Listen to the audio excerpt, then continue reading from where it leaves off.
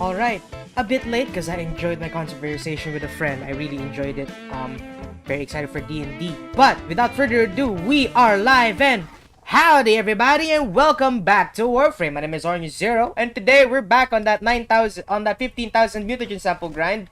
For those who don't know, I'm a big fan of D&D and I got I'm not gonna there's no blame on them. I'm just very enthusiastic about D&D. I got really into the conversation and I was like, right.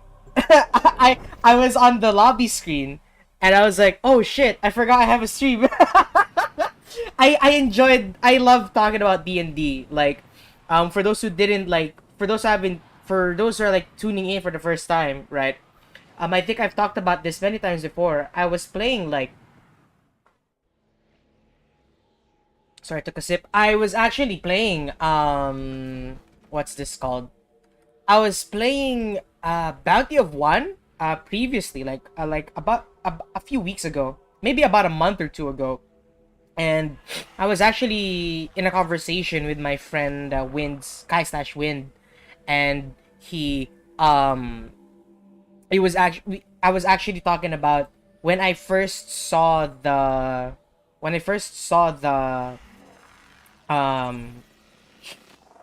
what's this called? Yeah, when I first saw the like theme song, or when I first heard the theme song of Bounty of One when it came to the death portion,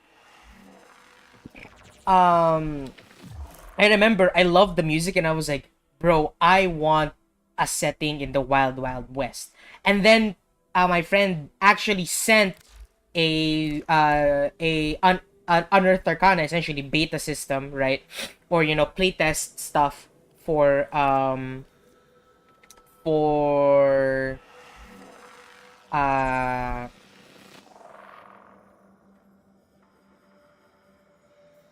yeah, playtest stuff for something called the Weird West, and I got super excited on stream and I really really liked it. So yeah. To me, Warframe is pretty fun. So yeah, I loved Warframe. Sorry, D&D is pretty fun, and I loved D&D ever since I got into it.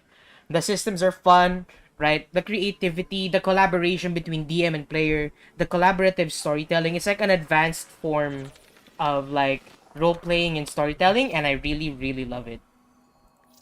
Let's see here, 117. Alright. Oh yeah, because I was helping Tidy with some of his I was helping Tidy to get nanospores, and I actually got him like a bunch of that stuff. So yeah, alright, without further ado, let's see if we can get ourselves into Terrorim again, and let's just do some survival.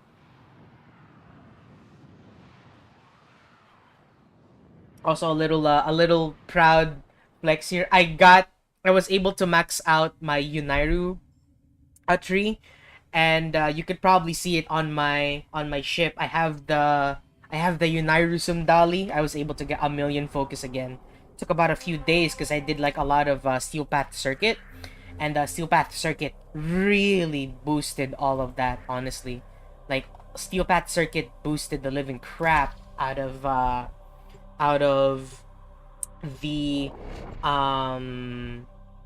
out of my focus. I was able to like cap it like 3 times a day, or no, not 3 times a day, but 3 times this week, because I just did nothing but Steel Path Circuit to get the Mitre Incarnon. Because I got the dual Toxicist Incarnon Genesis, and then I went to get the Mitre Incarnon Genesis. And I'm not gonna lie to you, no regrets at all. No regrets at all. Getting the Mitre Incarnon. Like, it's a bit underwhelming compared to the other Incarnon Genesis, but to me, it's such a great thing to have. Like, it's so fun the moment you get it, like, the moment you get it to pop off.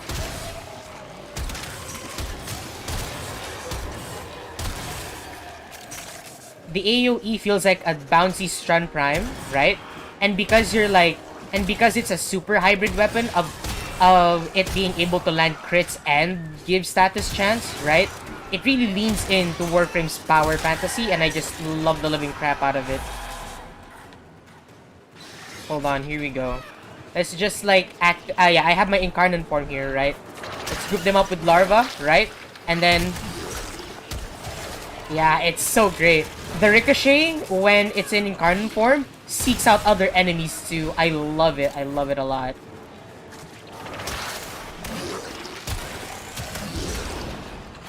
The one thing that is underwhelming about it is the projectile speed, but I do understand because you do want to balance how OP something is in a power fantasy setting, right? And the Miter's like projectile speed is very OP. Like if you gave it any more projectile speed, I feel like it would be a bit too much.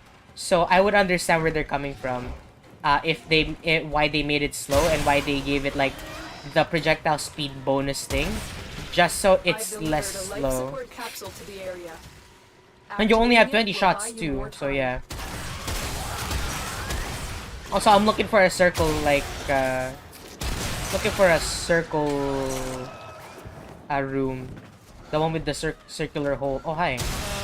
There you go. Is this it? No, it's not. Maybe there's something here. Is this... No! Not the cursed room! No! No! Don't give me the cursed room, game! Oh, God. I saw it and I was like, this is the cursed room. I can't be here, bro. I'll take this area. I'll take this room. Have you ever tried using Ivara's Navigate on that thing? Yeah! You could probably try. You could probably, like, take a quick break after this, right? Because not a lot of enemies are spawning, so we'll wait for enemies to spawn. Whoa! I forgot about that. Sorry about that. That is some ear-destroying audio. I don't really know why that happens, honestly. Probably a very unfortunate audio bug in terms of the Miter Incarnon. What was that ear blast? I know! That's happened to me like 5 times with the Miter Incarnon when it reverts back to the regular Incarnon. I have no idea why it happens too. Like, it just happens very randomly, but at the very least, very rarely.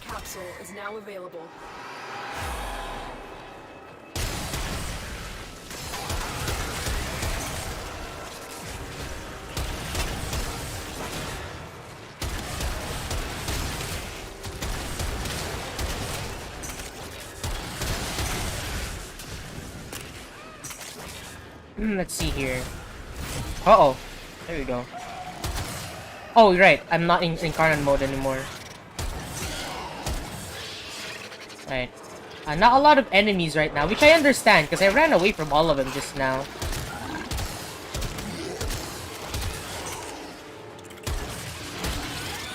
Yeah, I ran away from all of them just now, so yeah. I would understand why there's not a lot of enemies. They're probably, like, pathing their way back here. Oh, there we go. Let's see here. Let's go get enemies here.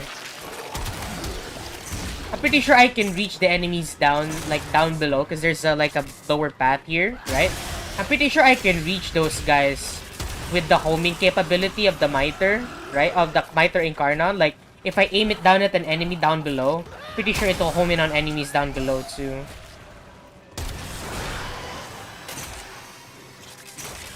So far, I feel like it's when you run a Wild West D&D setting, I'll go ahead and pick a samurai team character just so I can be that one guy who's out of place. I mean, if you think about it. Oh wait, no, I'm thinking of pirates and ninjas, huh? Nah. But if I were to make a Wild West D&D setting, I would most likely turn it into Bounty of Blood from Borderlands 3. So the guys, so even though they're cowboys, they speak like, how's it going, Tomodachi? Or something like that. Because I really like the Bounty of Blood. Because it combines, like, it literally combines both East and Western themes. And I really, really like that. Oh, is it good? Alright, we're good. We didn't die.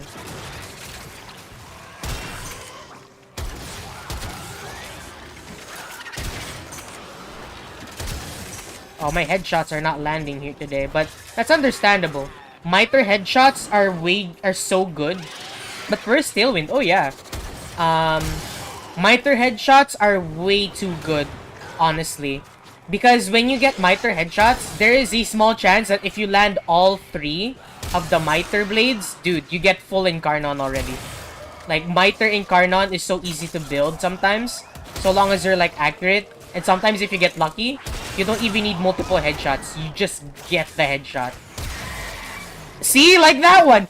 Literally full Incarnon from 0, dude. Full Incarnon charge from 0. Like, that is so good. But I understand as well that they had the opportunity to do so. Because out of all the Incarnons so far, I've noticed that the Mitre is the only one that has, like, not a lot of shots. The Mitre Incarnon has, like, what, 20 shots? I think that's the lowest so far from all the Incarnon guns. I think the other Incarnon weapons have at least 40. Some of them have 300. Like the... what's this called? The, I forgot what it's called. The... oh, the Strun Prime one? Oh no, the Bolter one? I think that thing has like 300, 400 shots in its Incarnon form.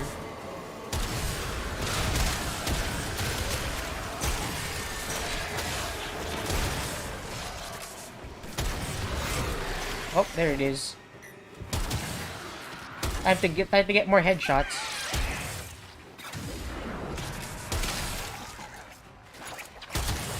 No, that wasn't a headshot. Come on, bro. All right. There we go. Headshots.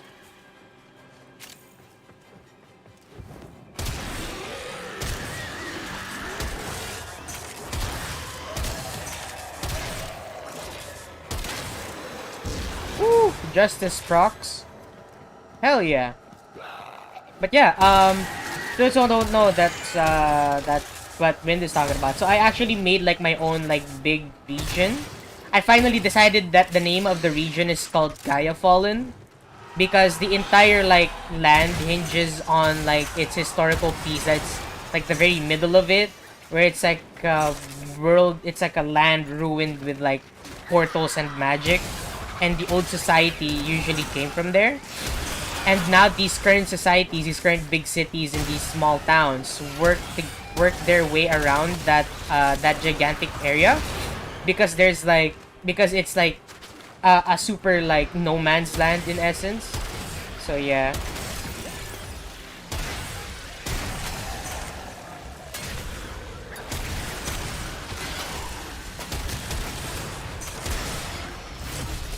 So yeah, and Tailwind is like one of the major cities, because what's this called? I made like a character from that city, and I was like, all right, I'm gonna need to refine this this city eventually, because people will probably want to visit, because it's like a saleable like place that I want to make. And then yeah, I made it like a super technologically advanced place in a D&D setting, with some inspirations to Ragnarok Online, because, you know, favorite game.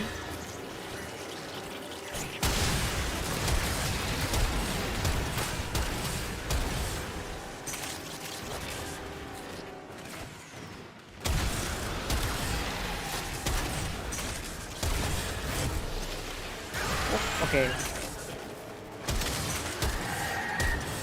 See, dude, that's like what, the third time that I got like an instant Incarnon mode fill.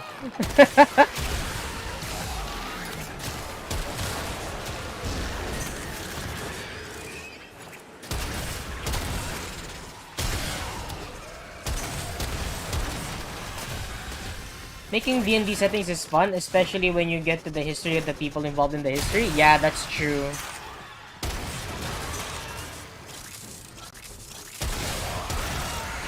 That's true. D&D, like, creativity in D&D is quite literally, like, limitless, honestly. I like it.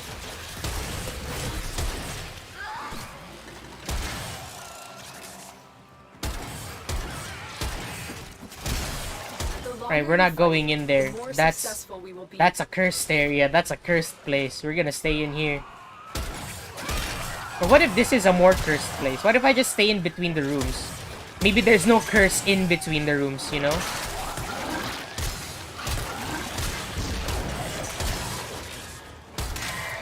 Oh, my chat died. Give me a second. Welcome. Welcome. I'm back.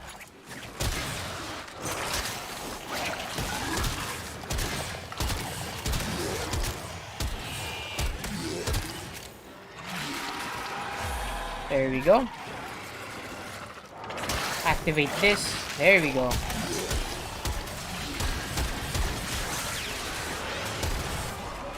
Whoa! Okay. I got attacked by that last gap. Easily. Wow, that was a very early down. I'm enjoying this too much. Hold on. Pretty sure I've missed a bit of loot because I've been doing this. Hold on. View mission progress? Yeah, only 56 samples. It's okay. It's okay. We'll win some and we'll lose some essentially. Let's go melee mode for now. Because melee is the most effective way to do this. Slices up enemies, and when enemies are sliced up, those separate slices are like considered different corpses. I'd be helping you if I didn't have work today. I mean, in your defense, it's summer here in the Philippines, right? And I would rather be in an air-conditioned place than playing Warframe in a hotly humid place. So I wouldn't blame you for not being at home right now helping me. It's the summertime and it sucks.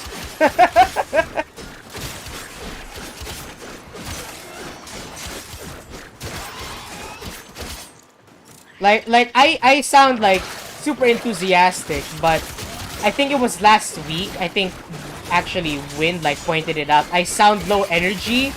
Bro, it takes so much effort to gain enough energy to stream during the summer season. It sucks, bro.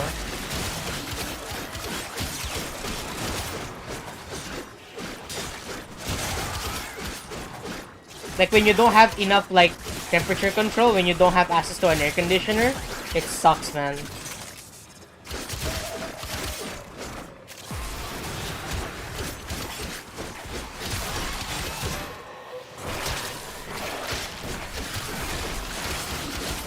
There we go. Yeah, speaking of summer heat, right? I think I share the same sentiments with my older brother. But again, because I'm not that much of a smart person, I could be wrong. But I feel like if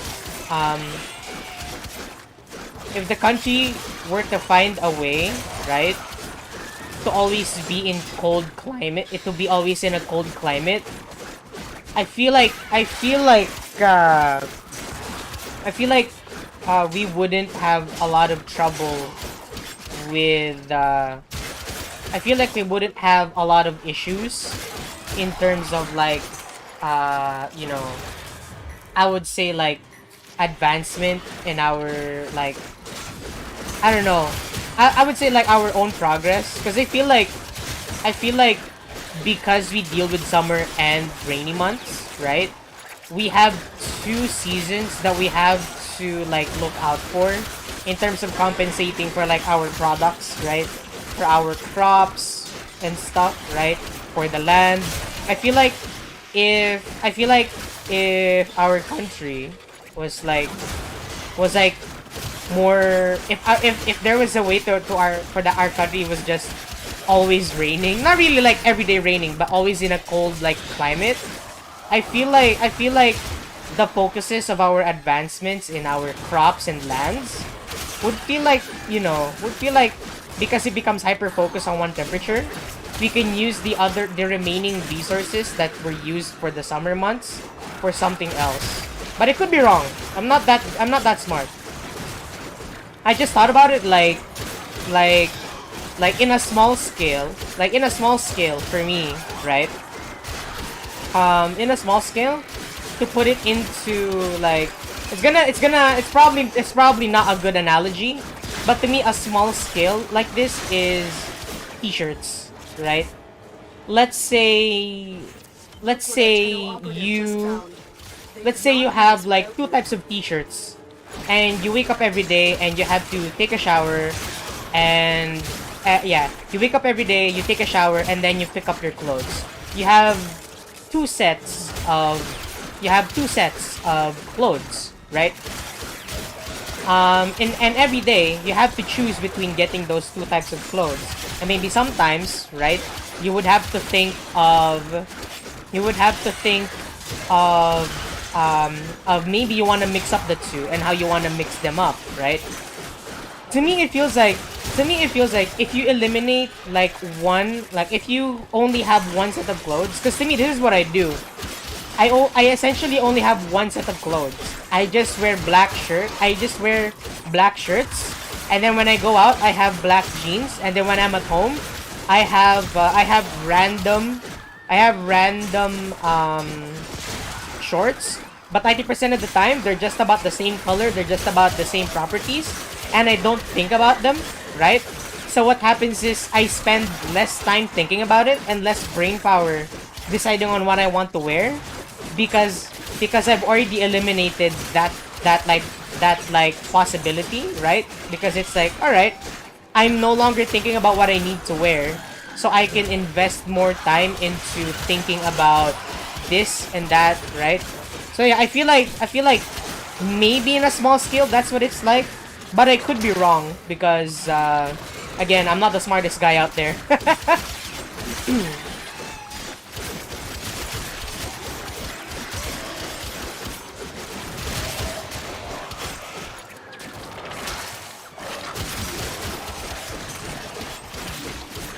Oh, there you go. Also, I do have a D&D game later, so I do have a hard cap at around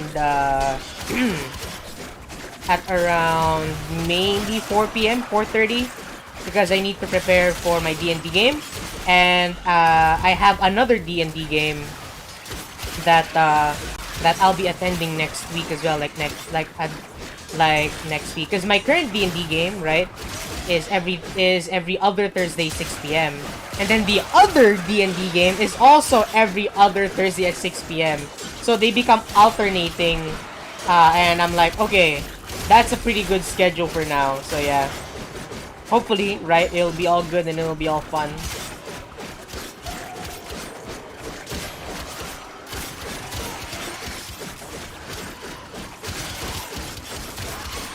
I'm in the cursed room again. I should stop being in the cursed room because this will give me like less returns. I should really like stay here in the middle. But they don't really spawn like a lot here. They like get stuck in the staircase over there. Ayo, D&D, new D&D game? Which character are you using? I'm actually thinking of making a utility support. Probably the same way as like my DMs like Portent Wizard. But I'll most likely be a combination of Rogue Bard and Wizard at some point.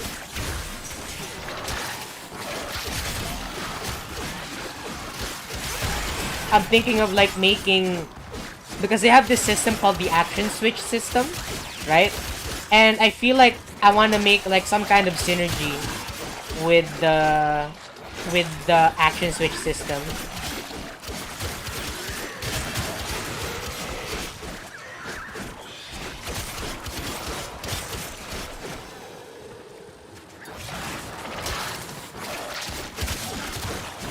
Because I want to see if I can be like, oh yeah, I'm gonna use the help action. And then, does anyone need action switch? No, I'll be like, alright, I'm gonna go hide. See ya.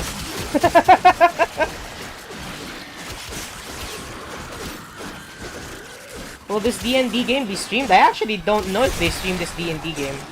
So yeah. Whether or not they will, like, I don't really mind. I like seeing D&D streams, and I like trying to be as creative as possible in my D&D games. At least in the sense of combat. I'm not the creative type of like, oh yeah, look at this human ingenuity. I'm not a human ingenuity kind of guy. I'm very, how do I say this? I'm very bad at implementing ingenuity. If you guys see my builds in Warframe, it's not that ingenious, even though I want to make like unique builds in Warframe. Most of my builds are not that unique, in my opinion. I feel like people are either gonna say that's really bad, or that's pretty mid and it could be better, right? I feel like that's how I view my builds in video games, and actually in most games. It's not the best, but it can definitely be worse. and at the same time, it can probably just be mid, right? I either make really mid builds or just really horrible builds. So yeah, and to me, right, I've said this before, but I really like... Sorry, I'm scratching my ear right now. I really like looking at something stupid in a video game, right? And then pushing that stupid thing and seeing how far that stupid thing can go.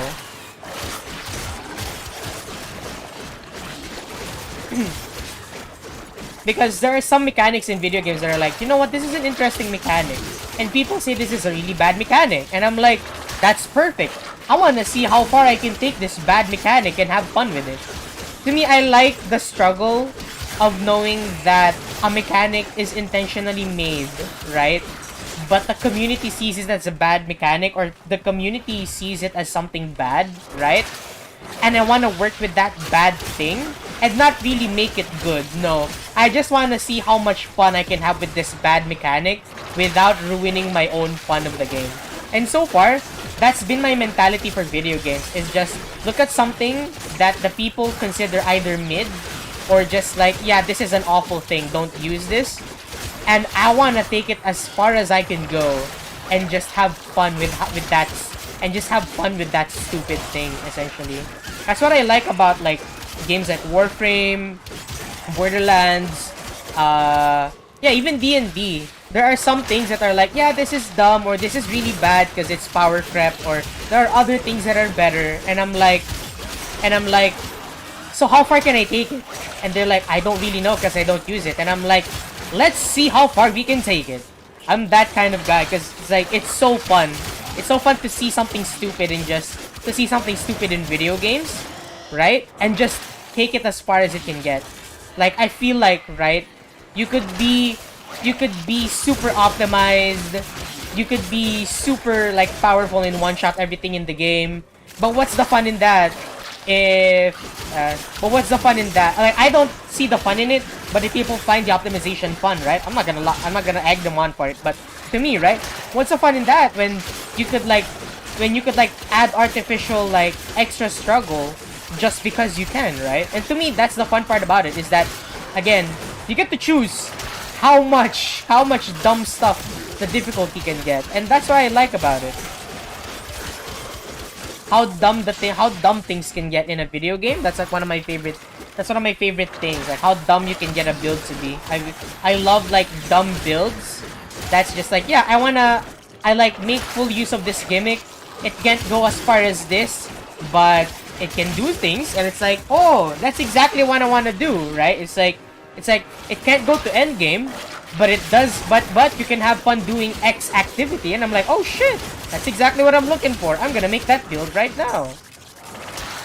Yeah, it's like my Trumna. My Trumna build could be so much better, but it's not. Like it's like not even mid. I'm pretty sure it's like one of the worst. Most of my fun in D&D is creating different characters with different varying personalities. Like, I have a high-functioning psychopath, and then I have a cute little half-dragon, etc. Yeah, that's the fun of D&D, is that you could either have fun building characters, right? The character building portion, or you could just make a crap ton of characters that have, like, different interactions with each other. It's like your own... It's like an adult version, right? Of having OCs as a kid, and it's so fun.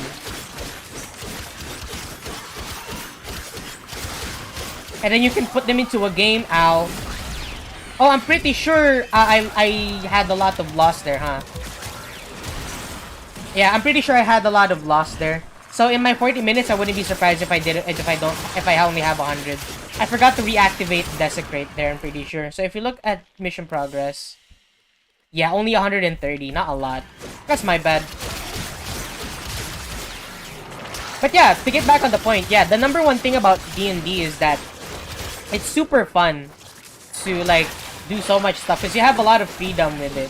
You could either make a bunch of characters with their own narrative, you could either play it for the builds, right? It's super fun and I like it. And to me, D&D is a collaborative storytelling experience rather than a player versus DM thing. I've seen so many of my, not really so many, but I've seen some of my friends whose experience in D&D is this is a player versus DM thing. And like they got into a private group chat with their team. It's like, this is where we'll plot the DM's downfall. And it's like, but why? This is a collaborative storytelling like effort. Why do you guys have to ruin like the DM's plan? Like, just go with the story and have fun with it. So yeah, to me, if you want it to be a DM versus player thing, right? Please make it known to the DM that that's how you want the experience to be, right? Because if you just like want to ruin the DM's plan for the sake of I think this is a DM versus player thing, and you're just like trying to ruin someone else's fun, I don't think you're playing D&D the way it's supposed to be played. Because to me, anytime you're playing a game for the sake of ruining someone else's fun, I don't think you're playing the game as it's intended to be played. Unless the game is literally intended to be played to ruin other people's fun, then sure. But if it's supposed to be a fun experience for everybody, and you're ruining someone else's like fun experience, I don't think you're playing D&D for it. Like if you're like actively plotting to be like, oh yeah, I'm actively plotting to ruin the DM's plan because I want to see him not have fun, right? Then yeah, you're not a good D&D player. You're the equivalent of a video game troll. You're the equivalent of a griefer in that essence. So yeah, to me, right, if you're gonna play D&D, please keep in mind that it can be a collaborative effort, but it can also be a DM versus player thing if you want it to be. Just please communicate it with the other players in the DM, because I feel like there's so much more stuff that can be, there's so much, because talking, right, in D&D is like one of the most important things in the game. And I feel like not a lot of people do that anymore. Like, not a lot of people, like, communicate in D&D outside of the game. And, a good player-DM relationship is, like, at least for me, very important for, a fun D&D experience.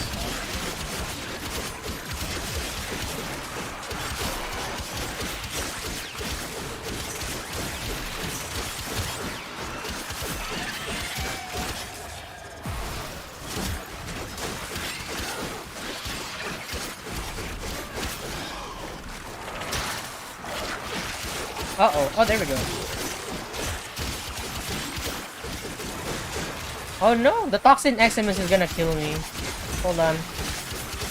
Ah! I'm stuck! Alright, down here. DM versus player isn't fun though, in my opinion.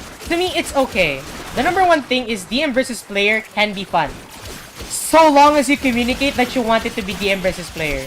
Because if I have a good relationship with my DM, right? A DM versus player like thing can be fun, right? I'm never gonna knock it, but again, my number one, I always hinge it on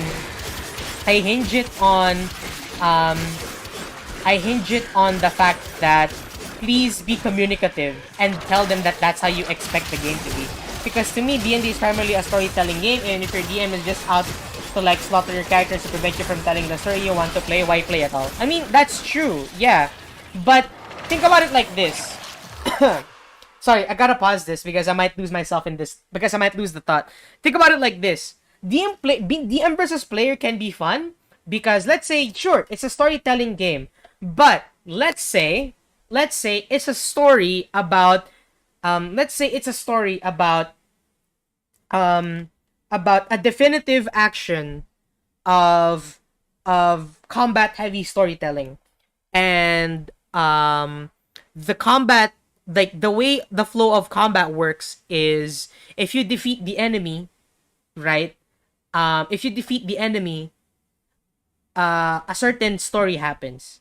But if you don't defeat the enemy, a specific part of the story happens. If it's a combat heavy D&D game, and if the story solely like heavily hinges on combat, right, and how you win combat and stuff, right?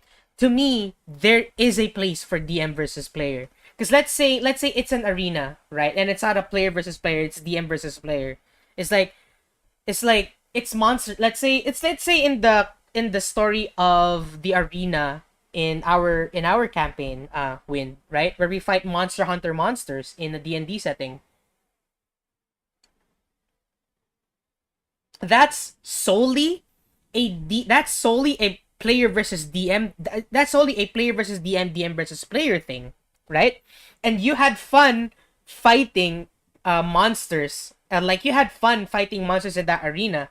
There's no narrative in the arena. You just go in there and literally fight an NPC that the DM made, right? And DM versus player, that's like one of the rawer forms, right, of DM versus player.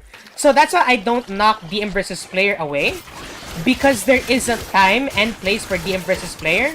And if you're willing to communicate with your players, right, that, or if the player is willing to communicate to the DM that I want this to be a DM versus player, or the DM communicates it that I want this to be player versus DM, right, it has its place to be fun.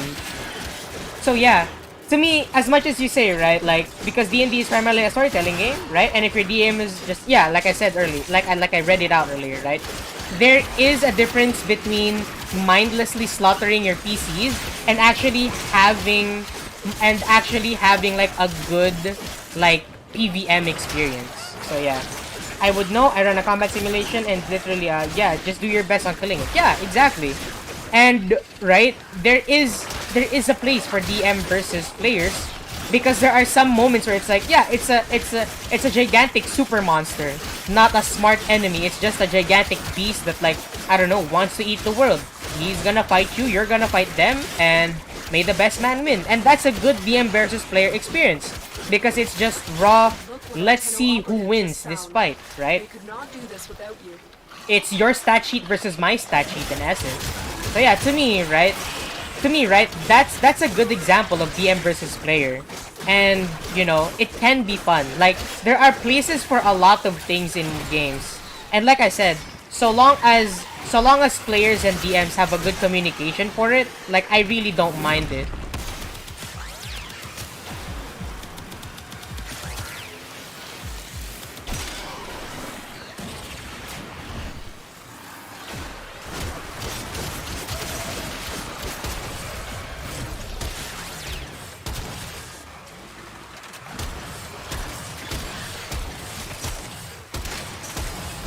Iron Guard literally returning Sappy's Sapphire attack was super poggers. That wasn't Iron Guard, that was Zen Reach.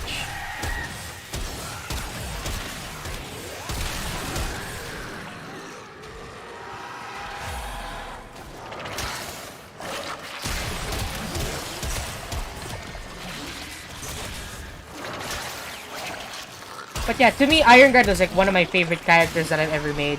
Because he's supposed to be like a Paul Rudd style character, where he's supposed to be like a very non-serious, nonchalant character, where his entire kit hinges on, like, yeah, I want the enemies to come to me because I want to use their own force against them.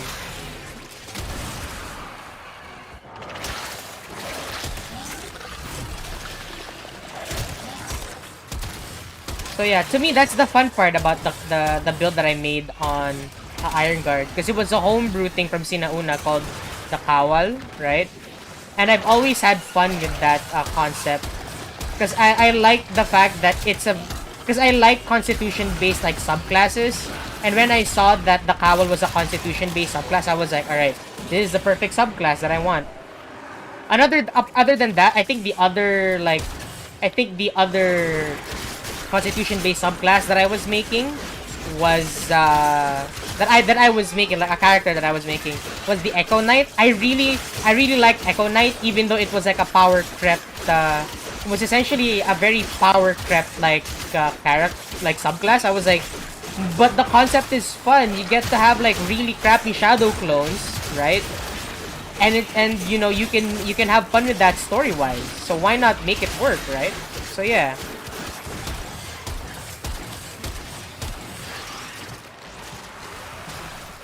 Alright.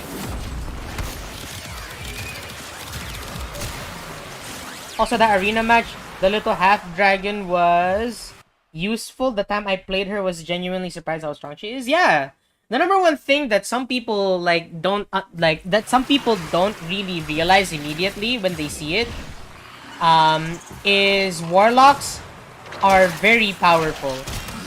Like, they're short rest casters, and they have so much that can they have so much they have so much in their kit that make them like as powerful as a paladin that dice stacks.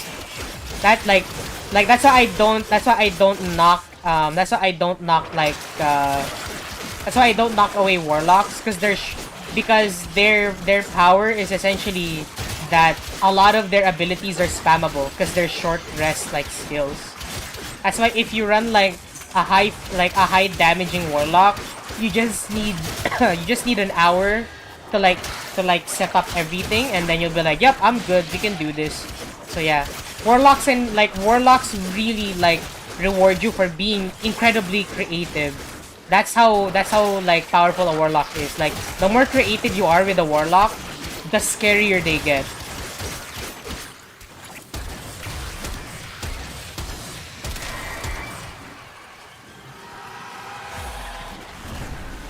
Oh wait.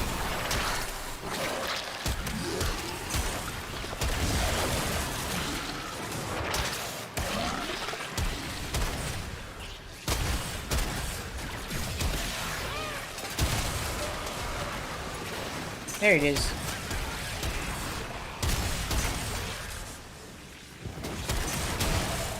Three shots left on this Incarnon point. I designed it to be just cute. I didn't expect it to be that powerful. Yeah. Like I said, not a lot of people, not a lot of new players, which I understand. Warlock is supposed to be complicated enough for new players, but not a lot of, beginner warlocks, really understand that, warlocks can be super creative. Especially if you pair it with the sorcerer. The sorcerer warlock, combo is, one of the most powerful spellcaster combos out there.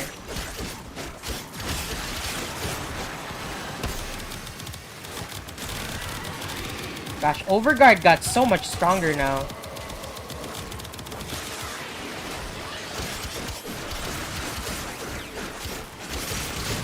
There it is.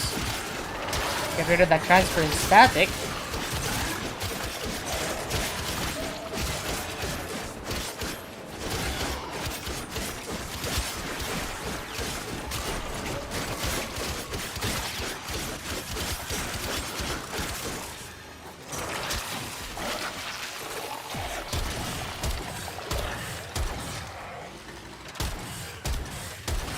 I really need more fire rate on this in the future.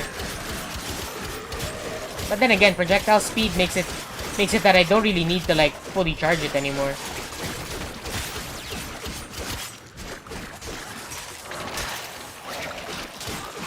There we go. I think we're fine. I think we're gonna be fine.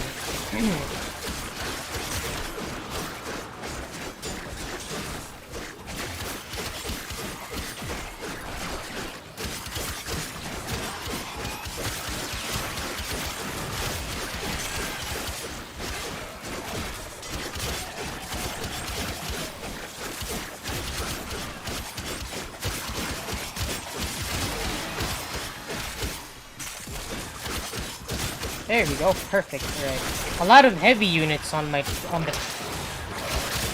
now. I saw a few ancients there and a brood mother. Pretty sure it's because it's almost 40 minutes. Story-wise, without D&D mechanics, just straight up lore among your PCs, who do you think is the strongest?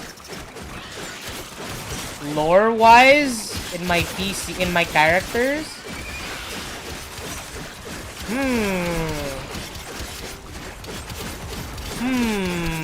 Let me think properly.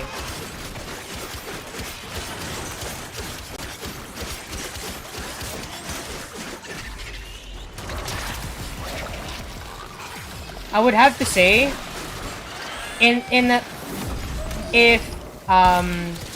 if you give 59, if 59 is like Batman in my characters, if you give 59 enough time to prepare, he can most likely beat every character that I have, because he's supposed to be an epitome of human ingenuity, and and a vast, knowledge of futuristic weapons.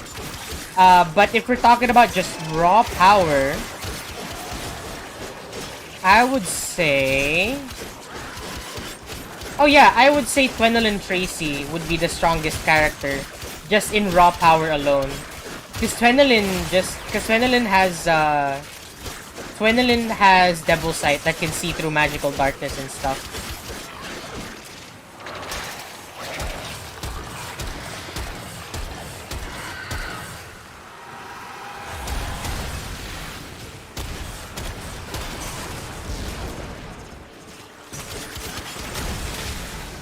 There it is.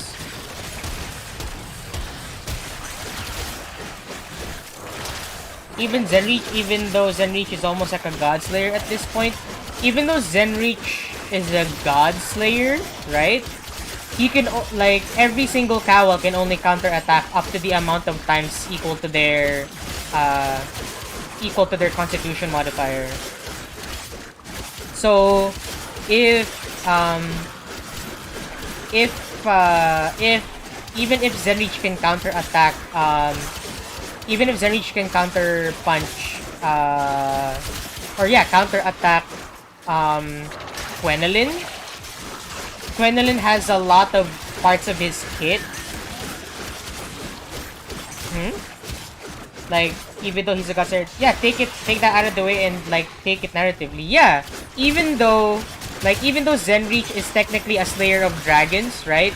His entire theme is that he slayed the dragons from Ragnarok Online and used their scales as weapons, and that their powers are now in his Qatar, right? Even though he has the weapon, even though in the narrative he has the weapons of literal dragons, right? Made out of, like, dragon scales. His main weakness is that he's human. He's a very hardy human. He's very like, he's very tanky, but that's all that's going for him, honestly. The reason why Zenreach wins in those narratives is that he's just tankier than a dragon, right? And Twinolin, on the other hand, right? He's lived for quite some time, and he's learned basic self-defense, right? But the powers that Ithagnis gives him, like, makes him very powerful, because it gives him the power to slay anything in his path, so long as that being is in his path, right? Twinolin in narrative can like essentially also slay gods as equal to Zenreach, right? At least in their own narratives. Because Ithagnis, right, the demon that I like homebrewed for Twinolin, is the demon of vengeance. He was isolated in the abyss that he had fell into, right? Money shot. Hold on, money shot. No, it's not scrolling down.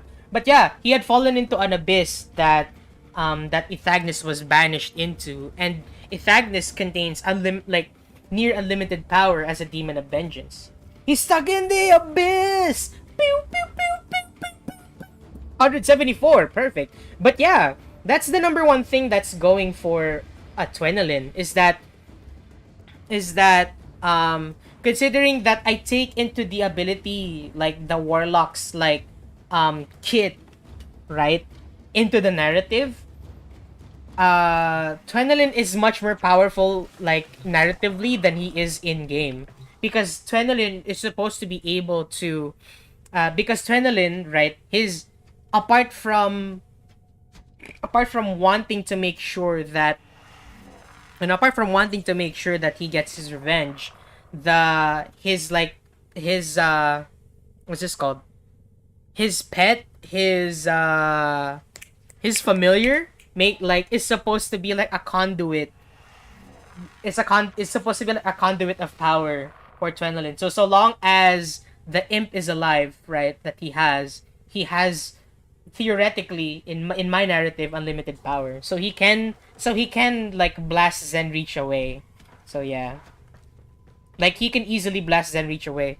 I would say second best second strongest character would be like in just raw power would be um a tie between Iron Guard and Orders has been counting actually no stars, would be operator. Zenreach, Follow and the then counting third before. would be 59 because 59's like ability is that like he's supposed to be a very like lucky super genius that isn't necessarily a super genius because he's not that good. No, I'm joking.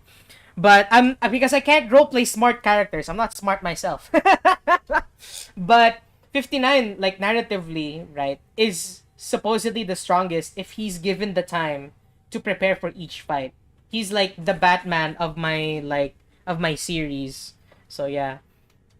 But in terms of raw power, yeah, I would say it's Twinalin Tracy. Because Twinalin's like packed with Ithagnis makes it that anyone in his way will be blasted away. Alright, let's go Boltor this time. Because I really like the Boltor. Let's see here. Did I just do this to max out my status chance? Oh, I did. And then I have galvanized aptitude, so I have a lot of status chance. I could probably get rid of one of these, right? And then just go Argon Scope. Or no, I can really only put in Argon Scope on this man. The only person contesting strongest in my lore is Testament, the sassy betrayed by the god of the time girl against me. I mean, yeah. To me, I guess I don't really have any I don't really have any godlike characters so far. I would say the only reason why Twendolin is powerful is because he's like I hate to say it, right, but he's an evil character that he's an evil character that essentially focuses his entire like efforts into um focuses his efforts into just getting power. So he's like willing to sacrifice like a lot of things just to get revenge on the people that had killed him and his like old master. Gonna go Argon Scope because I think we already have so much in terms of status chance because of galvanized aptitude. I don't really think I need the double application thing because galvanized aptitude, galvanized chamber, and vigilante armaments is like way more than enough that I need to way more than how much I need. Buffo Jr. is cute though. Yeah, Buffo Jr. actually changed it and it's just mini Ithagnis now. I think I have it in like Twendolin Tracy's like latest art as well. So yeah. Ammo maximum, tainted mag. I could go critical chance. Right? Because I don't really need the fiery. I mean, it's 8 fiery. It's pretty huge. Yeah, let's go critical delay. Why not? And then I could probably forma this. Right? I could probably get a forma on this. Get a 6. And then get hammer shot. Right? And then get hammer shot. Oh yeah, the Ivara test. Let's test that out. Hold on.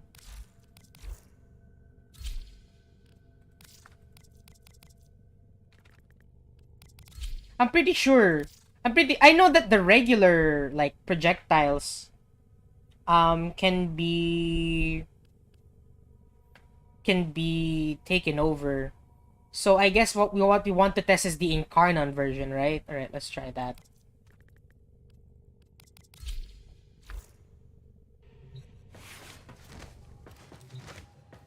Also, that was 174, right?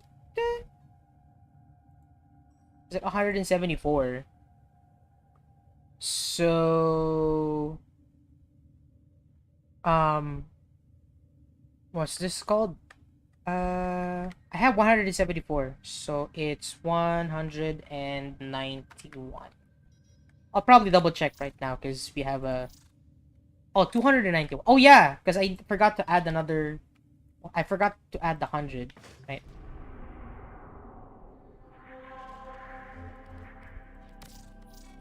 More for me. Right. Also, this Friday is Baroketeer, so everyone who hasn't been on Warframe, or for those who are looking forward to Baroketeer, make sure you have your ducats ready, just in case he sells on anything good. But if it's disappointment, hey, more ducats for the next visit, right?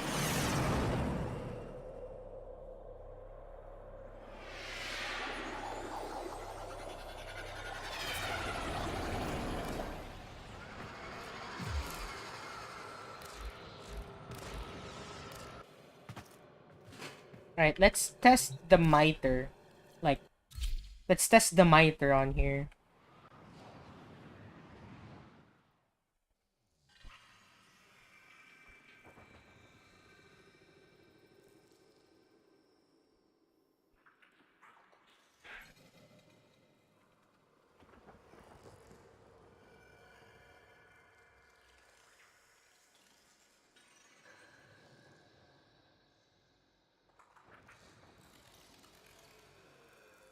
Give me a second, everybody. I'm opening up my Roll20 because I have a few things that I'm doing right now. Right. So I feel like you shouldn't really do this on on the miter projectile, like on the incarnate projectile, because when it hits an enemy, it automatically chases after the next one when it hits. Oh shit. Oh wait. Yeah, I don't have navigator. Sorry, hold on. This isn't a navigator build. My bad. I forgot I got rid of navigator on this. Let's just put that here. Right? Alright. Let's do that again. I forgot I got rid of navigator on my main build. Alright. Let's just do this. Alright. Oh, it does. Oh, that's cool! Oh, that's cool! Okay. So, if you have a miter projectile, right? Because it hits the enemy, you can see some of the other like projectiles that hit actually bounce around. Alright, that's pretty cool. See some of them bounce around. And then this one, oh, you can't. Okay. That's interesting. That's interesting. You can't navigate the projectile after it hits an enemy. Or if you can a little bit. You can a little bit, but it's very hard to control. Like, see, it's very hard to control the navigate because it's like looking for an enemy as it does so. Like, you can see that it's like, see, it's homing in on the enemy as I try to like resist it. Even yeah, it like tries to home in as best it can to the nearest enemy, right? And as you can see, it's already homing in, and it's like, and it can make like actual like sharp turns. Like it can get like very like yeah, that can get super like dizzying because it makes sharp turns the moment it hits an enemy, because it's already trying to home into the next enemy. See, it makes the sharp turn and stuff. Like even from here, right? I think it already tries to home in. Yeah! Even without me like using navigator, it even homes in already. That's pretty cool. Alright. So even the base projectile homes in on enemies without having to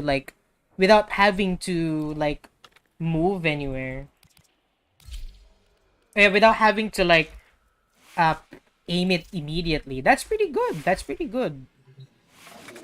Like we can just do this, right?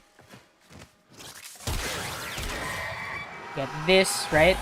And then we can aim it up, like, yeah, and then it like makes sharp turns. But it's better if you can, but it's better if you aim it at enemies because the initial hit is gonna deal a lot of damage.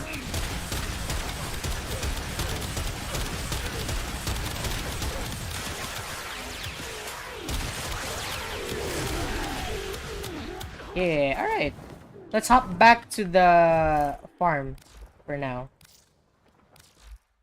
That's a pretty good incarnate form. I have yet to learn a lot more in the incarnate form. I didn't know that the initial projectile also homes in on enemy, so that's good to know.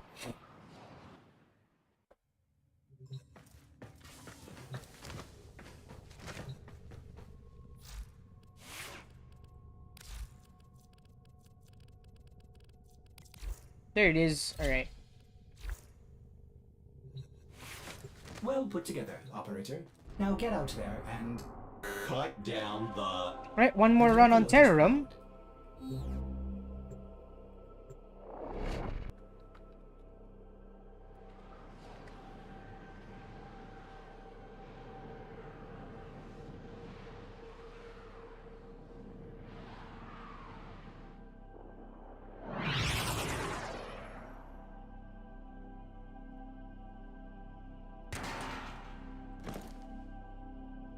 Today's a Thursday, right? Okay, Distract it the is. infested while a lone Tenno operative hunts for supplies. Set off the alarms. Hold on, everybody. I'm just checking something out real quick. Hey, no kavats. Pause. There we go. All right.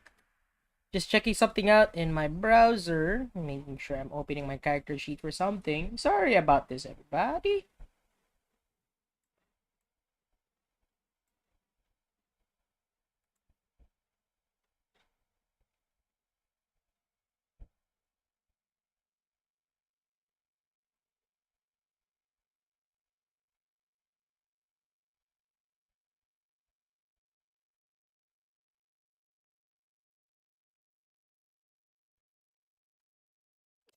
I just realized how funny Wind versus Testament is. Literal time versus creation. Yeah.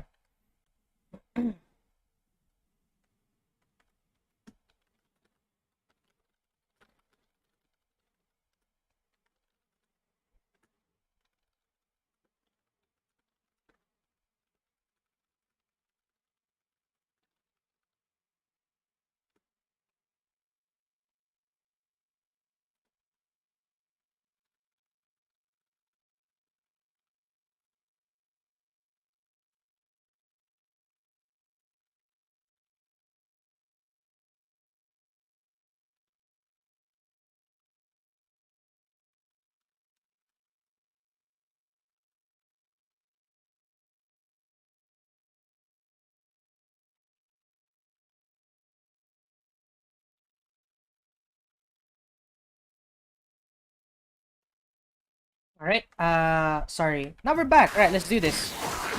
Just making sure everything is getting taken care of, you know? Perfect! Alright. A steady stream of toxic spores is being released into the area. Hold on. Emergency life support is inbound. Sorry if there's a lot of dead air today. You know, me just pausing and stuff, you know. A few things going on right now. And, you know, a little bit more important than the stream, you know? So, yeah.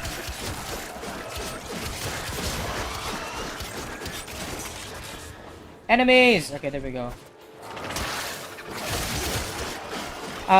With my announcement, by the way, is this the... No, it's the cursed room! With my announcement, by the way, of, what's this called? Sorry, no. Yeah, I forgot what I was saying, but with this stream of me doing, 50,000 mutagen samples, the hard part for me is that I don't have an infinite amount of platinum. So I have a very limited amount of platinum right now that I can use for 30-day double drop boosters, right? If it's okay with everybody, I do want to also farm some mutagen samples off stream when I can. So if I do get the time off stream, I'll most likely also farm like mutagen samples off stream if that's okay with everybody. And if there's anything interesting that happens during my off-stream farms, I'll see if I can record it and all that fancy jazz. No circle room, please, circle room. I've delivered a life support capsule to the area. Activating it will buy you more time. Alright, I guess I'll take the cursed room for now. I mean, technically, the curse has been lifted because I had 174 today. Or last run, while being in the cursed room.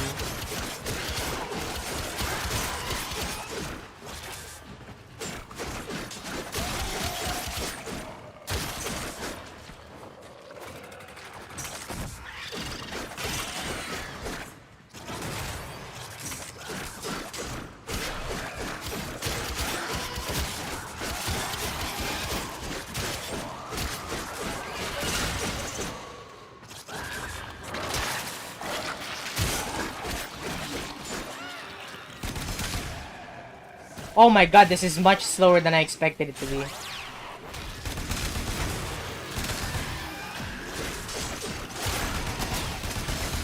Life support on the way.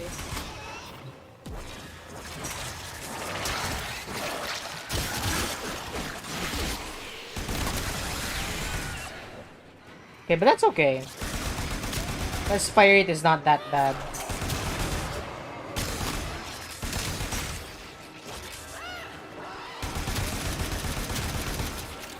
At least I can like, at least I can like choose my shots more, or be more Another careful life with my support shots. capsule is now available.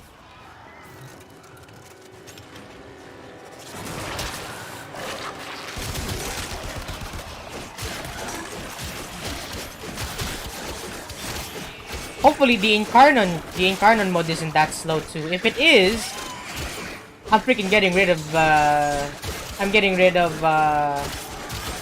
critical delay.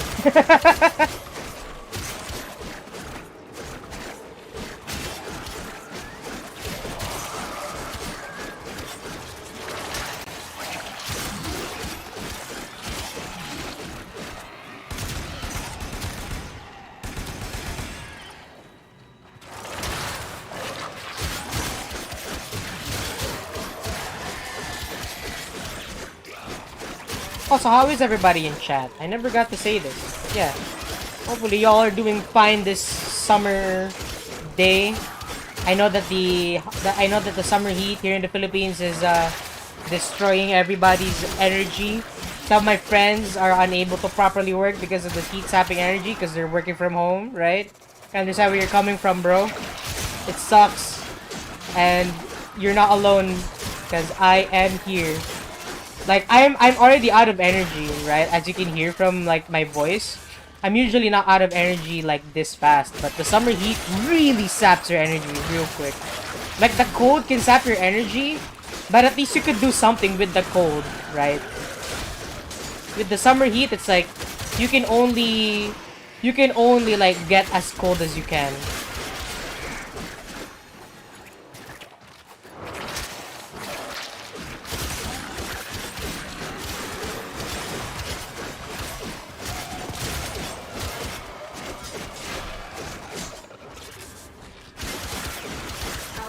Is making progress. This will help our cause.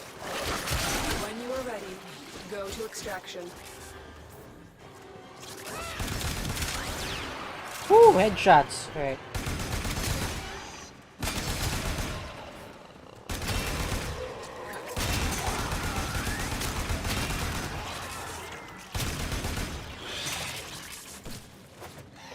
This is the curse of this room.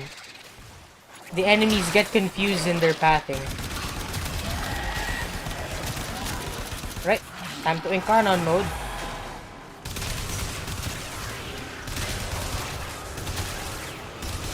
Okay, I don't see much of a difference in the fire rate reduction here. So that's good, at the very least.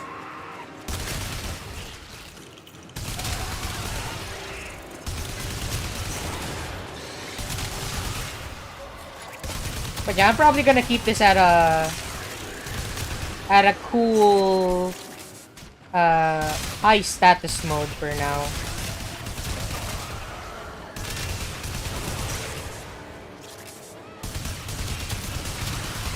Cause I kinda like the I kinda like the regular fire rate.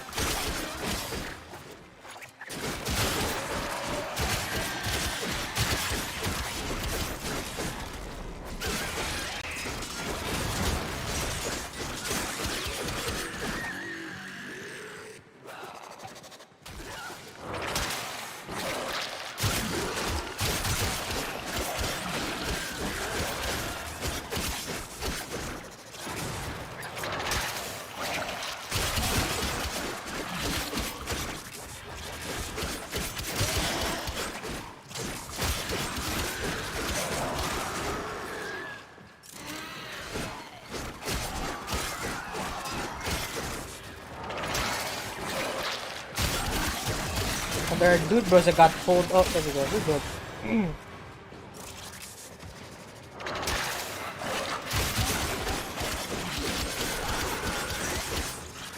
I'm not gonna lie to you, by the way. The larva pole is so convenient for this. Makes it so much easier to like group up enemies, and it helps with my survival because it CCs non-elites or non-eczemi, non-eczemus, non-exe people.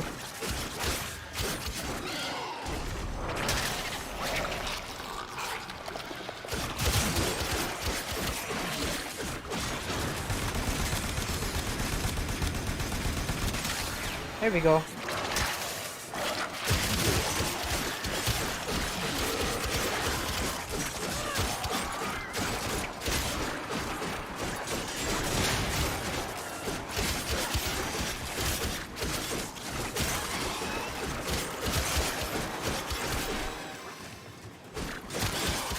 There we go. Get the larva. Hey, we're good. Alright. Is my mic working? Yes, it is. Alert box, that's up. Alright, we're good. Imagine if I haven't been talking for this entire time and I just didn't even know. That would suck.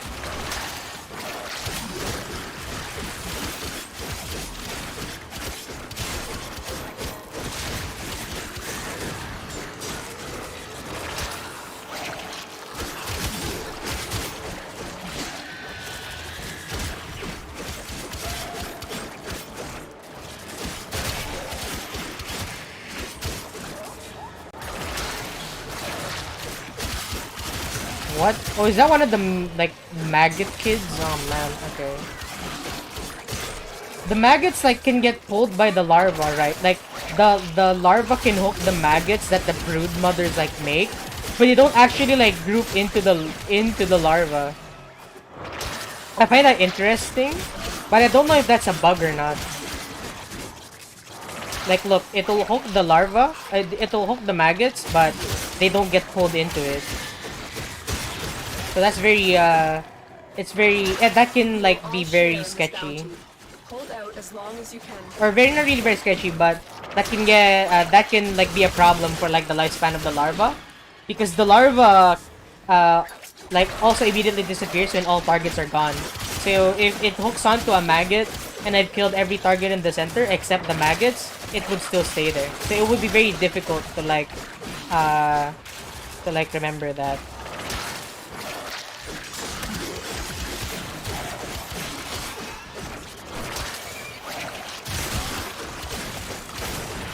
Also, surprisingly enough, voice cracked over there.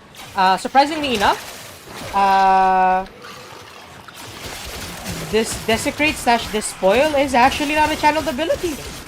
Well, it's channeled ability in the sense that the moment an enemy gets desecrated, that's when it counts as a channeled ability. But while there are no corpses, it doesn't benefit from any channeled ability bonuses.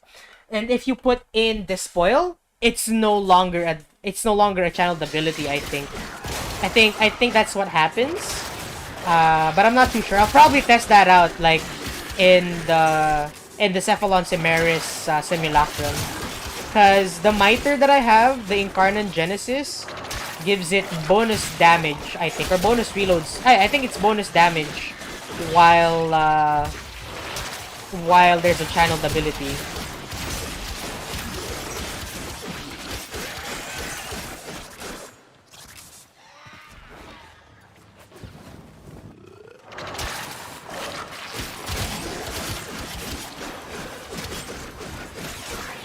Ooh, what is that? Why are those there?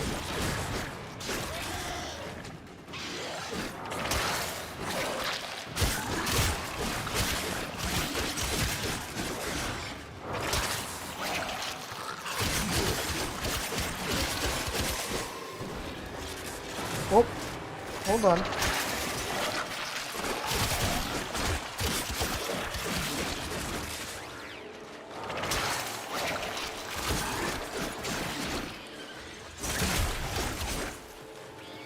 They're up there, so we go up here.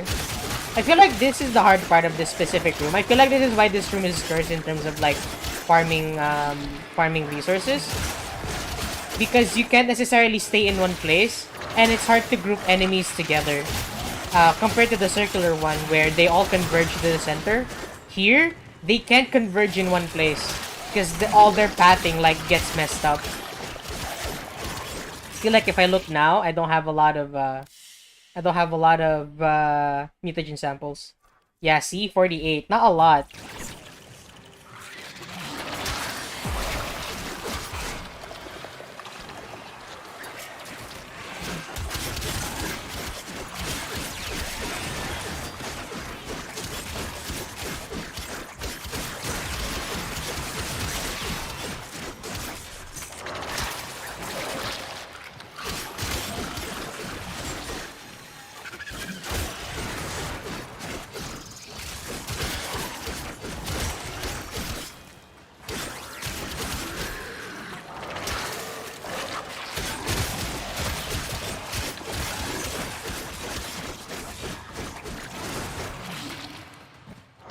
One more. Here we go.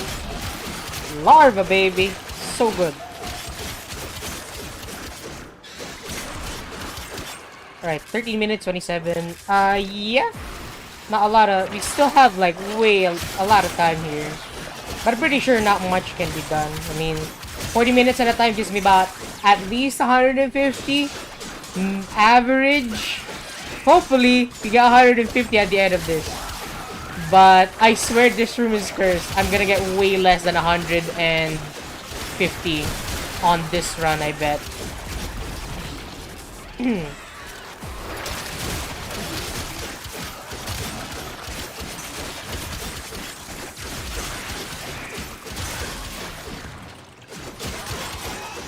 What sucks is this is like the more common room that you'll get in Orokin Derelict as well, which kind of sucks. Because in Orokin Derelict, what's this called? In Orokin Derelict, right, the circle room is such a fun survival room too. Because enemies like pool together and make it, and they all funnel into the circle. So yeah.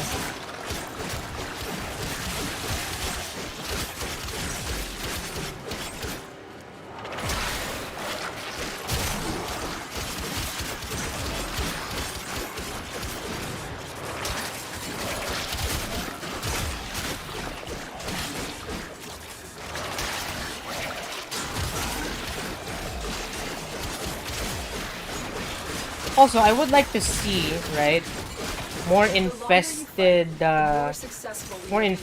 stuff in the game. It's like my favorite faction in Warframe.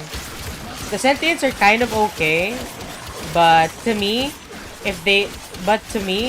like apart from Nidus, right, do you think it would be possible, like lore-wise, to have an infested frame? Because lore-wise, I mean, no spoilers, but lore-wise, it would make sense that we don't have one apart from Nidus. But I feel like there could be a way that we could get something apart from Nidus, right?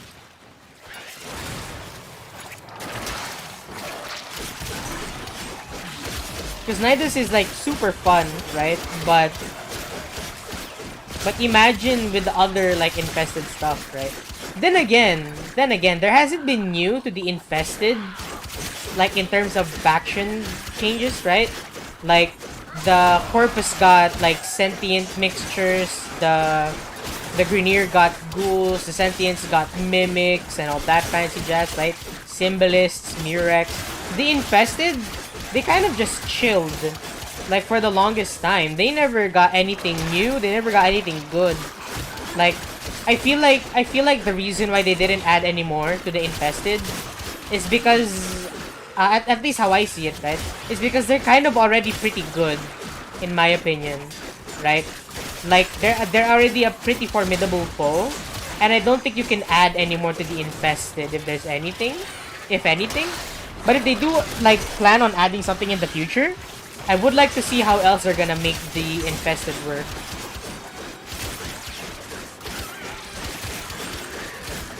Because I would like to see more action in the infested like faction.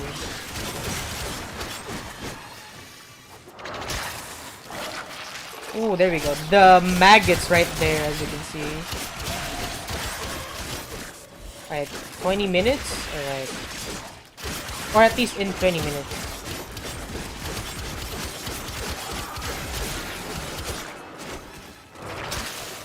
Right, there we go.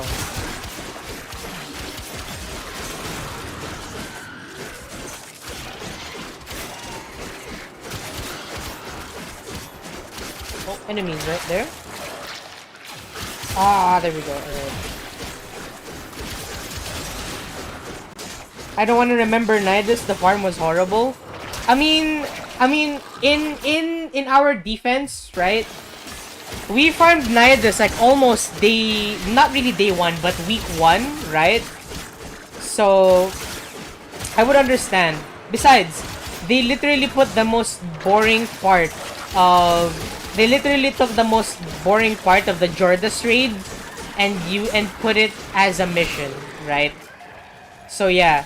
Like to me it was a horrible thing, but now that I've played like a bunch of other games, man, actually no, nothing beats the horrible RNG we got from Nidus farm. But I think they changed up the RNG because I think I was watching like a bunch of Kengineer, right? I'm pretty sure the Warframe devs already put a system that makes it that you don't have to like farm as much as we did for other things now. I think they like put a hard cap on like the percentages and stuff, so that even if you do get the most unlucky, it would only take like at least a maximum of 8 hours. You didn't want to call it a pity system because it's not really a pity system. Because a pity system, right, means that when you don't get it, right, like when you don't get it, you're eventually guaranteed to get it because it becomes 100% chance to drop. It doesn't really work like that in the latest systems. Rather they change up the drop tables so that it's more likely to drop along with the other drops that it has in its rotation. That's what they did for Citrine. They increased the drop chance of Citrine parts and then lowered the drop chance of the other like rotation drops, and even removed some of the rotation drops so that it's more common. I think if you're very unlucky with farming Citrine, it would take at most 8 hours to get Citrine in its entirety. So yeah, this is like excluding Belric and Rania crystals, by the way, as far as I know. Look what our Tenno operative just found. They could not do this without you. The tears we wasted those days. Don't forget the copium flavored motivation we were feeding ourselves. I know! We were literally huffing copium even before copium was a thing, dude. So yeah, I remember those days. It was pure torture. Because the one thing, right, is that I'm okay with Warframe farms every day of the week. But the reason why Nidus farm was such ass is because it was so fucking boring. Like, you would take the most boring part of Jordas raids and then make it a mission. Who does that? Why would you do that? Why would you subject your player base to the most boring part of the Jordas raid as a mission? As a mission! It was like the biggest pile of ass I've ever seen, dude. It was so bad. Come on, like Warframe could be so much, like Warframe is so action-packed. Like, look at this.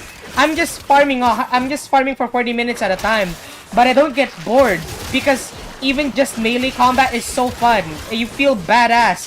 But in that mission, like, you stand still. I'm sorry, I'm searching. You stand still. That's the only thing you do. You fucking stand still and just kill enemies, and that's it. It was so fucking boring. It would be okay if that farm was like, you know, it eats away at your endurance because you're like doing a lot of action-packed stuff. No, it eats away at your patience because you do nothing. You stand still. It's so bad. Like, that mission was so horrible. Like, I would rather, right? I would rather rage and get mad trying to farm Harrow, right? Then freaking trying to get Nidus, like base Nidus again. That's how bad base Nidus was, dude. His farm was so horrible because it was boring. If it was action packed, if it had a lot of action in it, we wouldn't had a lot of trouble with it. We wouldn't like have like a horrible memory of it. That's why I hated the Nidus farm, because it was the most boring farm you'll ever meet out there. There's no action. You stand still and just make sure the oxygen is alive. So yeah.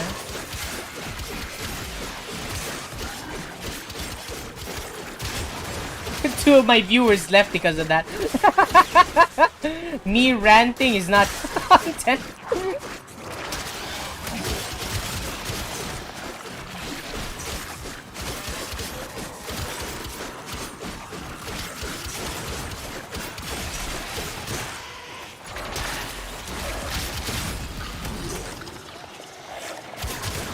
Right, let's see here. Sorry. Yeah, we're at 23 minutes, so hopefully we get a lot of... Oh.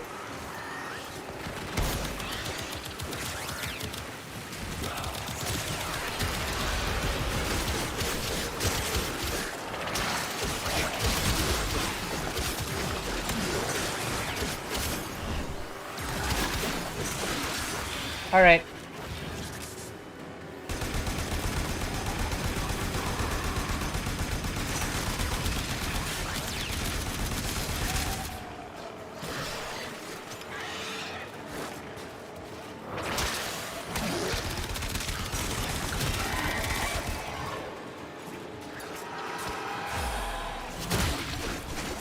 Right, Incarnate farm doesn't run out until they shoot all the bullets, so we're gonna be fine. Right, the Venomous Eximus is now like really getting to me. They grouped up like 2 Venomous Eximus just for me too.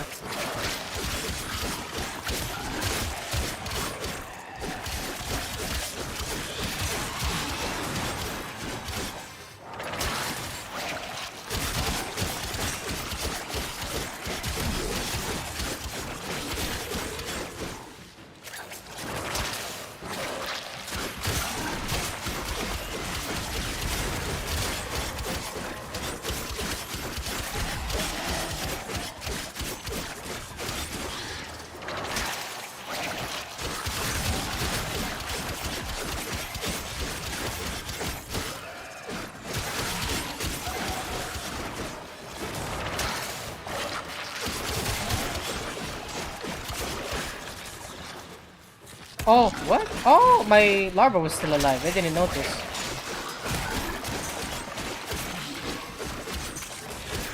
We will all share in this bounty. Hold out as long as you can. I could never let me forget that week we did that. I go home, boot up my PC, and then ask K Orange go back into the fray. And we do that until we go back until we go to bed and continue the next day. Yeah, exactly. That's how torturous it was. We did that for like at least 3 days straight from what I remember, right? It was very difficult because one, right, that farm felt like it really wasn't worth like the boring portion of the game, right? I felt like we could have just bought it with platinum and it would have been more worth it. But I feel like it's not justified to buy it with platinum because all you really do have to slog through is just boring content. So yeah.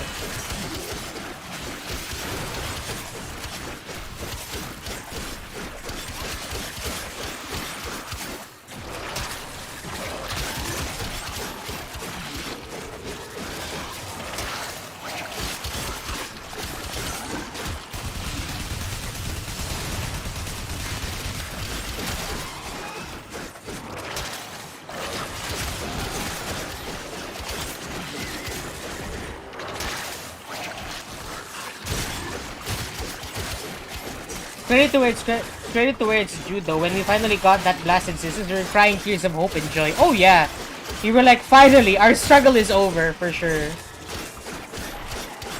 Like it was like a happy moment the moment we got that final part. So yeah.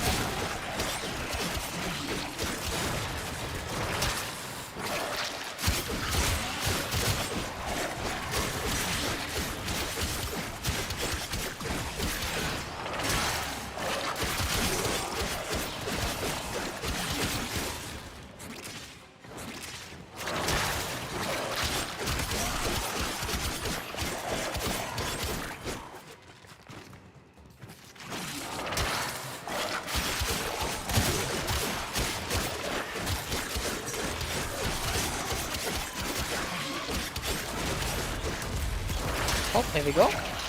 Hey, there we go.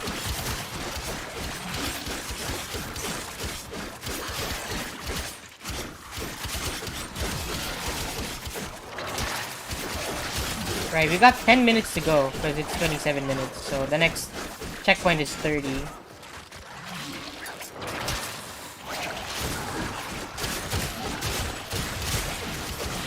I'm just waiting for that next Venomous Eximus so that I can use the Incarnon form on it.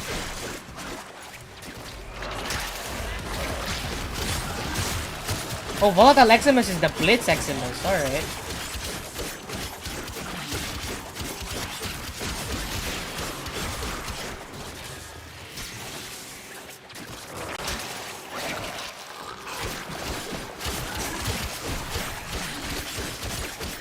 Where's that Venomous Eximus? I'll destroy you the next time you come here. There's one over there right now. Alright.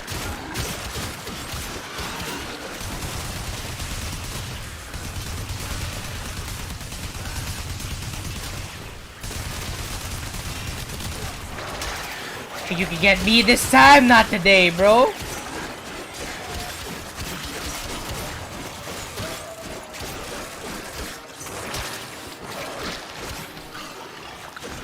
There it is.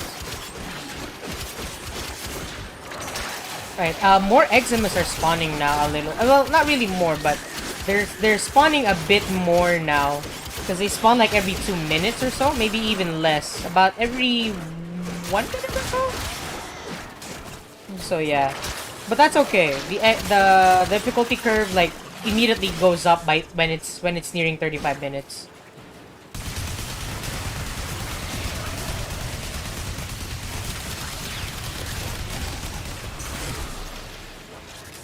So yeah, put that there.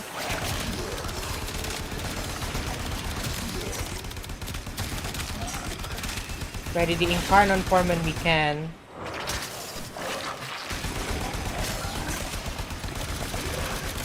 Ah!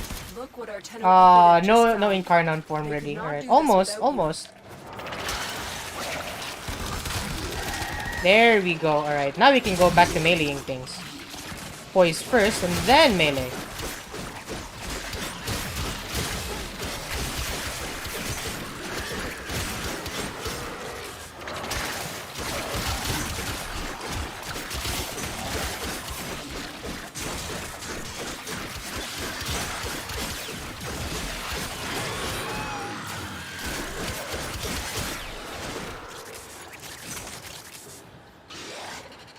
Nope, it's fine.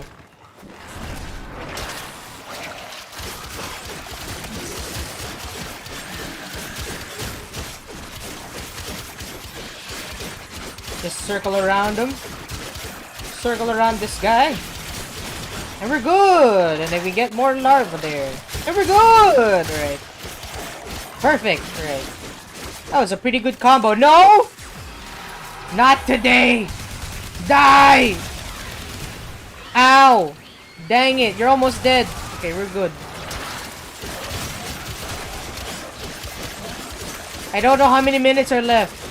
I know it's like at least 10. Okay, 9 minutes. This will be like my last run, by the way. Probably a little bit of a shorter stream today. Only because I do have a D&D game to go through. And I do want to prepare for that as well.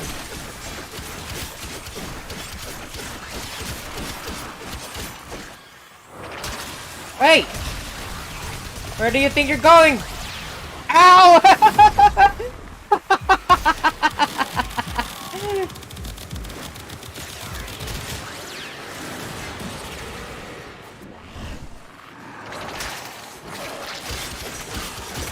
That was funny. that was awesome. That was awesome.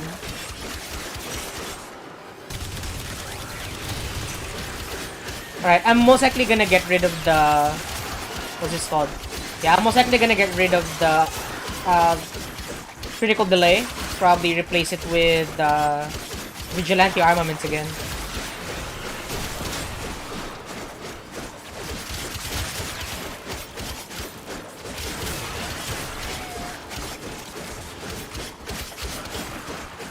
And then yeah, just stay on purely maybe have Argon Scope for the extra crits on the headshots.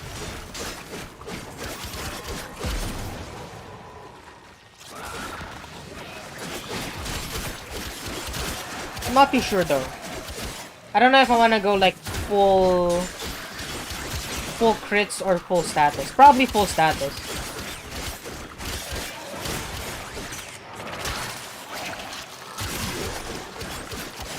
A lot of maggots, huh? Yeah, it is. Alright.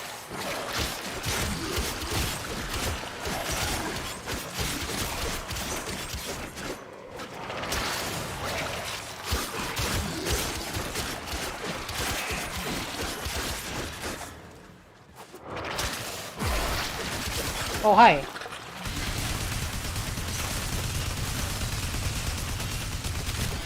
Ow. It's okay.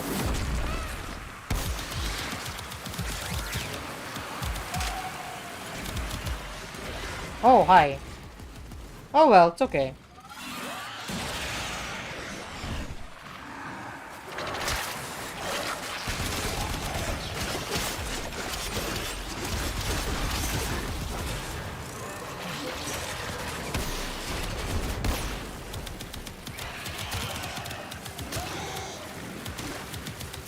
Now let's work on the Eximus like as our operator.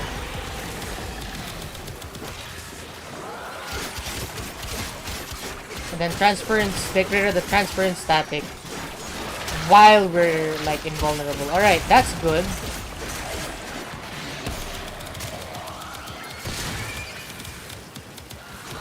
We got a good combo going on here.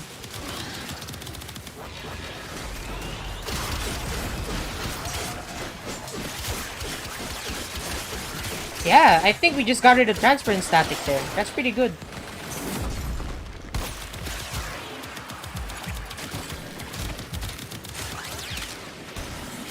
There we go. Perfect.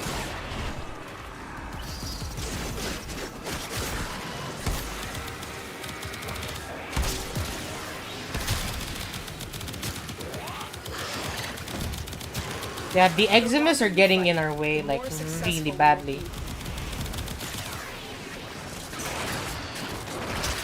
Oh, there it is. Yeah, they're dealing a lot of damage now, for sure.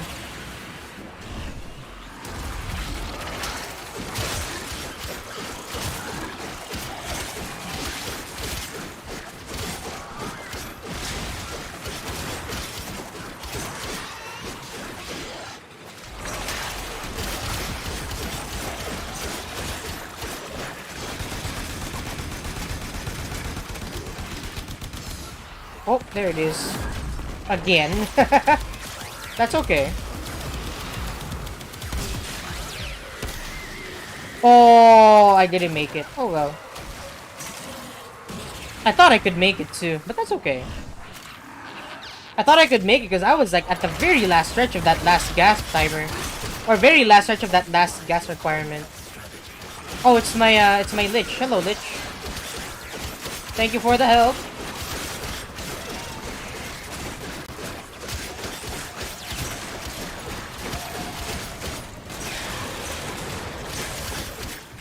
Oh, there it is again. I'm taking a lot of damage. I think I'm not focused right now.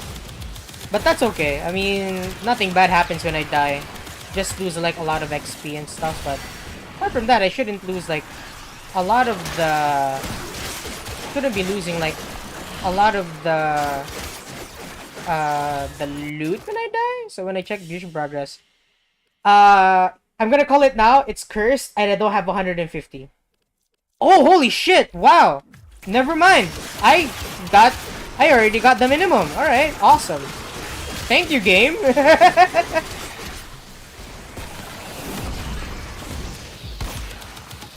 I don't understand where that instant KO comes from, by the way. Like, I was at 300 health there, and then they just, like, immediately knocked me out. I don't know where that's coming from.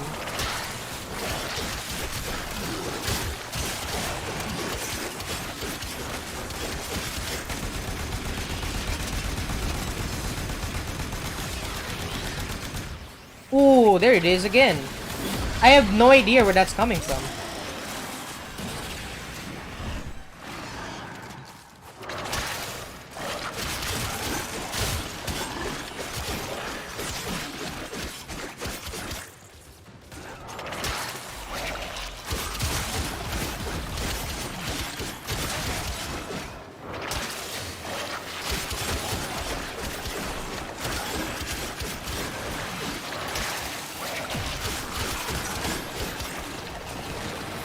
There it is. It's okay.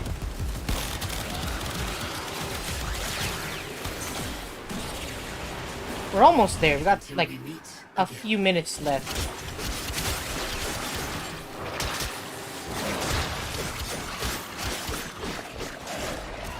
I have no idea where the massive damage is coming from. Because remember earlier, I wasn't taking that much damage. Then again, could be because, yeah, I'm like, I don't have the mitre anymore, and I don't have like a means to like properly take care of the enemies.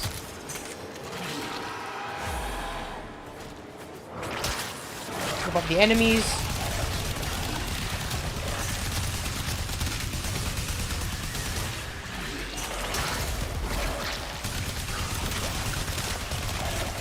I guess this is the best we can do for now. Because our melee isn't properly working. Or our HP is not letting us do melee. Not really melee isn't properly working, but our HP is not high enough that... Or our defenses are not high enough that we can continue to melee.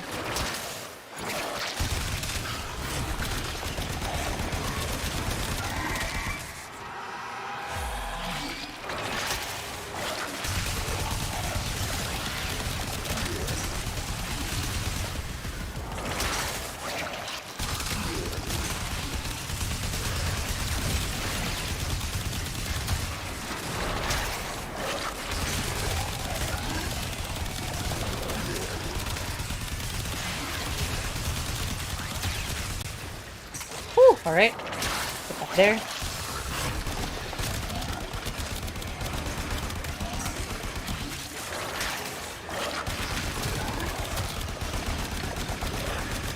Not a lot of headshots on this zone. But we are getting headshots, so that's pretty good. Hi.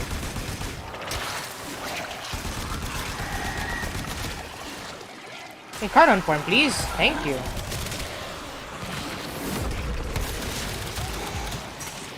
There we go. We're good.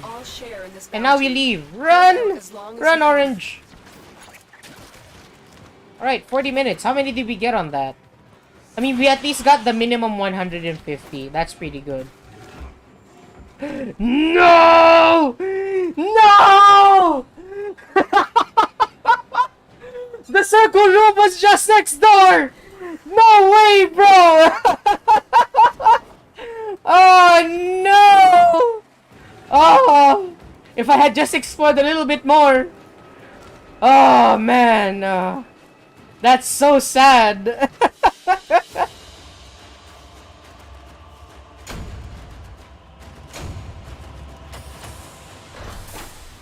Okay, 164. That's pretty good. Alright.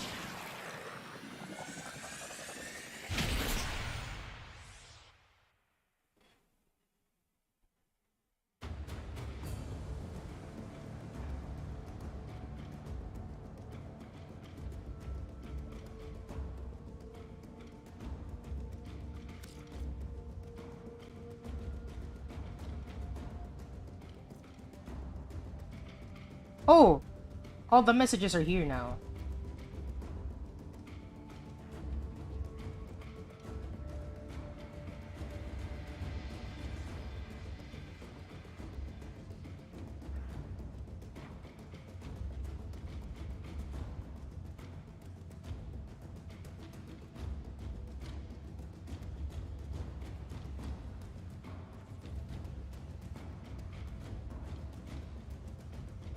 Alright, sorry, I'm back. Alright, so we got 164. That's pretty good.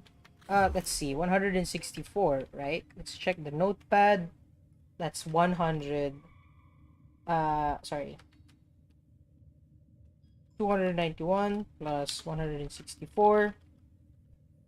5, 5, 3, and then 4. Is that 455? Did I math that right? Hey! Got him! Alright. That will be it for today because I do have a D&D game today. So, unfortunately, I can't stick around for longer. Unfortunately. But I would like to do, like, I would have loved to do one more.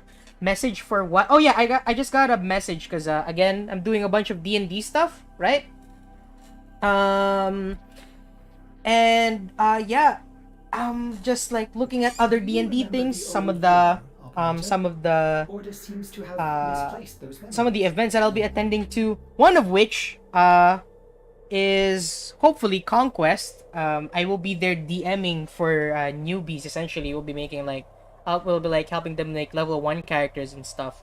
So yeah. With that said, though, let's bank these in the dojo real quick before we leave the game. Before we end the stream. But yeah, no worries.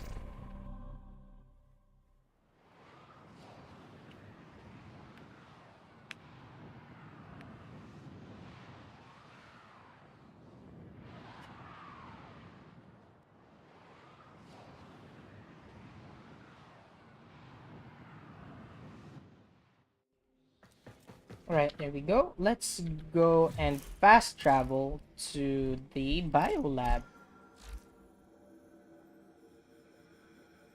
And let's put this on the HEMA. There we go. Contribute. And now we've got 8,000 to go. Hell yeah, 8,000 to go. Slowly but surely, we're getting there, everybody. 8,000 mutagen samples to go, right? From 9,000, we're getting some good progress in our hands right now. So yeah. With that said, though, I do have to end the stream here real quick. I got a D&D game. I got a few messages to attend to. Stuff I gotta do. Have some fun with that. You know, all that fancy jazz. But, with that said, thank you very much, everybody, for watching. I hope you guys enjoyed. If you guys like the stream, feel free to leave a like. If you guys would like to see more content, feel free to subscribe. If you guys would like to see when I'm online, when I'm streaming, feel free to check out my Twitter down in the description below or up in my featured links up in my channel. My pinned tweet is usually my schedule for the week. If not, it's an announcement more important than my schedule for that week. With that said, though, tomorrow we're gonna do some more Warframe. We're probably gonna have some fun with Duviri, probably get some more Pathos clamps, get ourselves the final chase for the Orokin Catalyst and Reactors for this week for Acrithis. So we're gonna do a bunch of Oroworm fights on Friday. And with that, I'll see you guys tomorrow with some Warframe. You all stay safe, and in case I don't see ya, good afternoon, good evening, and good night.